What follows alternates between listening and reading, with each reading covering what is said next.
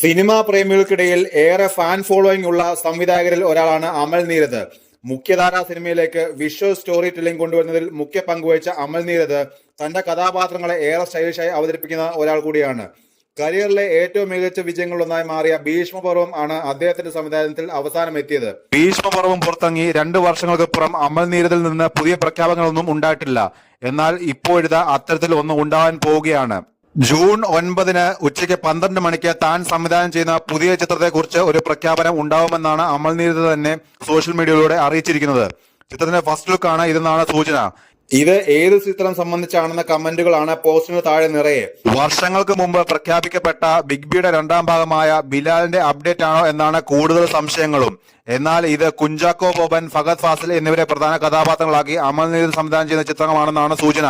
കുഞ്ചാക്കോ ബോബനെ നായകനാക്കി അമൽ നീരദ് ഒരു സിനിമയുടെ ചിത്രീകരണം ആരംഭിച്ചതായി 2023